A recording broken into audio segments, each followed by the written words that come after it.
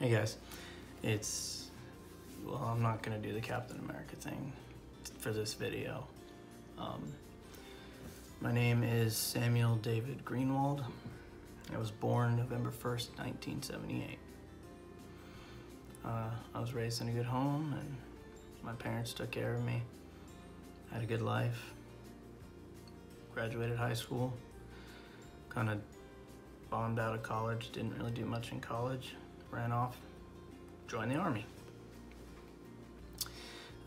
Joined the Army, actually September 12, 2001. Walked into a recruiting station and told them that I was going to join the Army. I wanted to join the Army. I walked in, said I want to join the Army.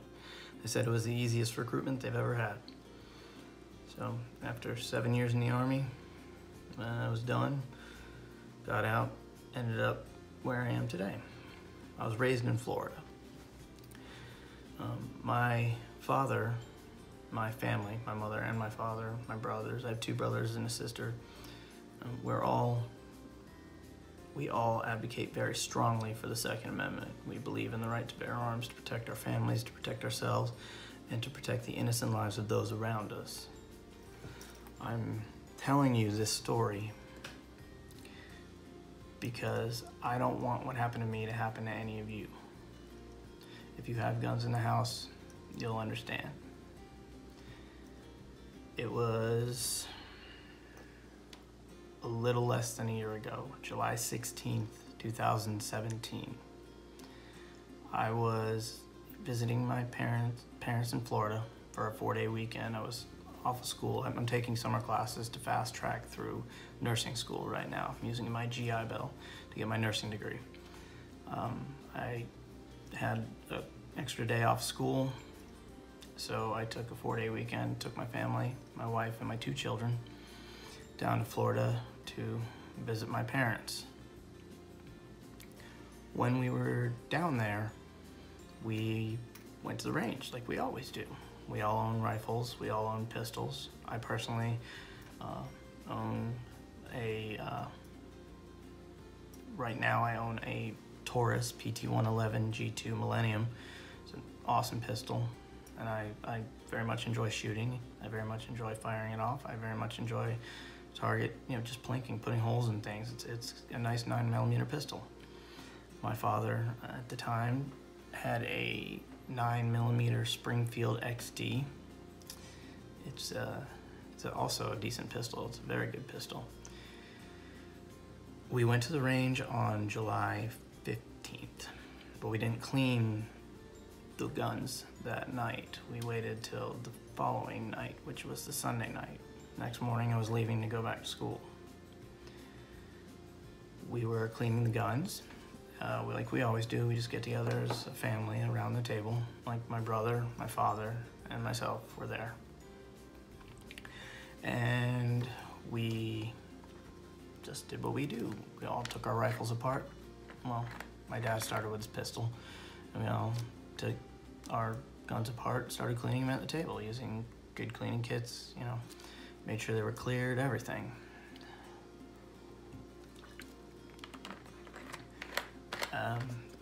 As I was cleaning,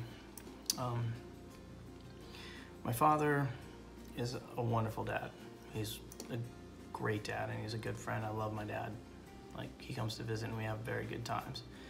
But I've mentioned many times before that once you finish cleaning a gun, there is no reason to chamber around in your house. If you're trained and you know what you're doing, chambering around takes only 1.5 seconds, if that. He finished cleaning his Springfield XD and he loaded it and he chambered around and he set it to the side in a holster. We continued cleaning, all of us.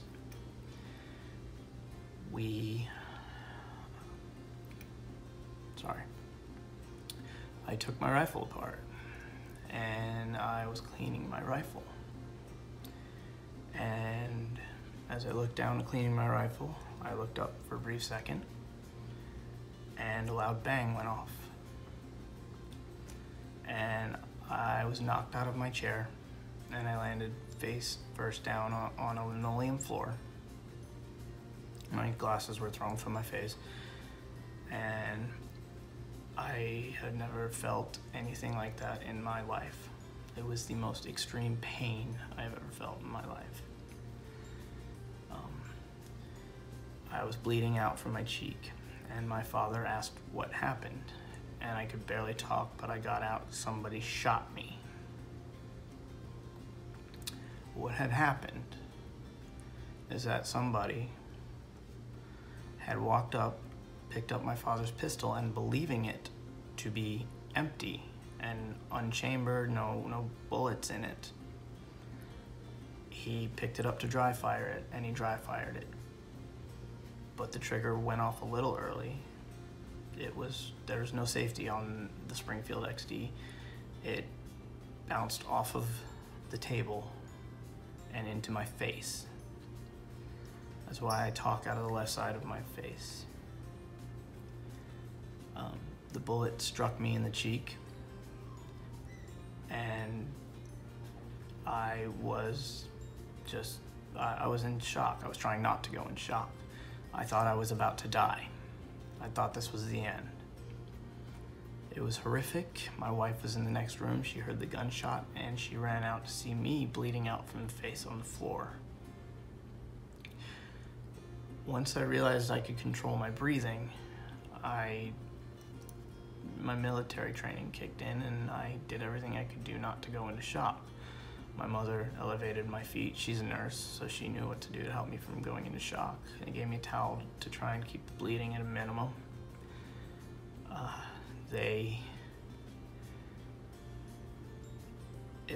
I thought I was gonna die, but I didn't. I just kept breathing, and I started breathing slowly, and was asking people just talk to me. Just keep talking to me. I don't know how, it seemed like forever, with my wife crying over me before the EMTs showed up. They put me in an ambulance. There must have been 10 cop cars. I couldn't really tell. I wasn't really all together then. But they put me in an ambulance, and they rushed me to a trauma center. When I arrived at the trauma center, I don't remember a lot. A lot was going on, but I do remember that EMT. He might be the single coolest EMT on the planet. I know a few EMTs. Mikey, I'm talking to you if you ever watch this video, but this guy was an ex-Marine, and we just talked because it was a good 30-minute ride, maybe more, to the trauma center. He asked me if I wanted fentanyl, pain medicine, and knowing some things about medicine, I asked him if I had a head injury, and he said he didn't know. And I said no, because if you have a head injury and they give you pain medicine, it can knock you out and you may never wake up. I was not going to go into a coma if I could avoid it. So I got to the hospital, and for 3 hours of testing, opening up the wound, scrubbing it, cleaning, all of it, I was completely awake, and there was no pain medicine involved yet, until they did the CAT scan to make sure that I didn't have any concussion, or they evaluated me for a concussion before they could decide whether or not I was cleared for pain medicine. That EMT stayed with me well past the time that he needed to, and just kept talking to me. I was very blessed. The bullet was a hollow point. It's a Remington hollow point. My father and I actually bought them together, and that's what we keep in our pistols when we carry them. The bullet had bounced off of the table and spread a little bit before entering my face. So when it hit my cheek, it spread even more. So I now know what happens when a hollow point hits something solid. I mean, it hurt. The doctors, they were over me. they just kept asking me if I was doing okay. I'd go to another test. For 3.5 hours, I had no pain medicine until finally they told me that I didn't have a concussion, and then I said, please give me something for pain because this is brutal. I keep having flashbacks to that moment. I will always have flashbacks to that moment of laying on that floor, spitting out blood, thinking I'm about to die. So, what I found out from the doctor is that I wasn't going to die. I am arguably the most blessed individual on the planet who's been shot in the face with a 9mm pistol from 7 feet away. The bullet is still in my cheek. It's actually a bump. I don't know if you can see it in camera, but it's there, and it pinches nerves every day, all day, and is painful every day, all day. But it's a pain I'm willing to live with for now because I'm alive.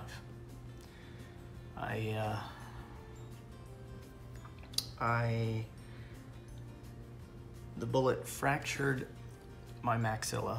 This whole piece right here just shattered this bone in my cheek like cheap glass, just shattered it. It broke my zygomatic process. It cut my buccinator, which is the muscle right here that's used for chewing. It dislocated and fractured my jaw and left me unable to open my mouth for 3 weeks. Here I have some pictures that I'm going to show you, and some of them are not easy to look at, but this is what happens when you get shot in the face.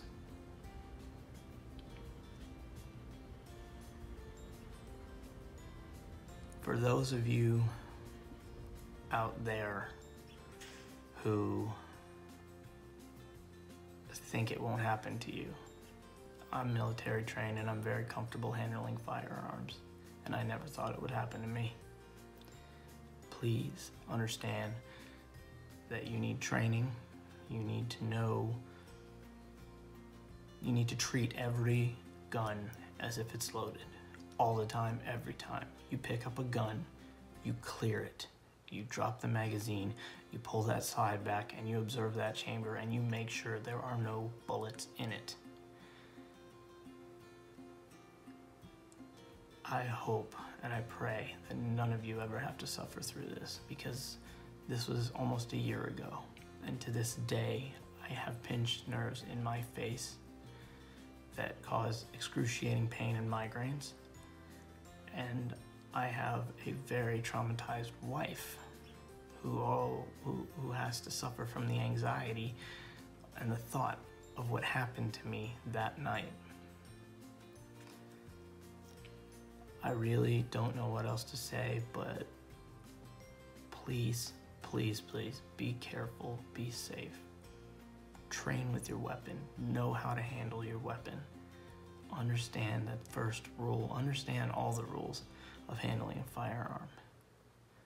Understand that you have to make sure you treat it as if it's loaded, all of them. Understand that you never point your weapon at anything unless you intend to use it. You don't put your finger on that trigger unless you're gonna pull that trigger. You always keep your weapon down, away, never point it at somebody. It's not a toy. I'm blessed to be here. A half an inch in any direction. Had I been looking in any direction, a half an inch this way, that way, up, down, I would be dead. And this video would not be made. So of all the fun that I have with the Nerf and, you know, the rewiring of the Nerf and Nerf 4 videos, this is a video that I wanted to put out because I really, truly believe that I am blessed, but the next person that happens to might not be so blessed. Please follow the rules. If you have a firearm, follow all the safety protocols. Do it right.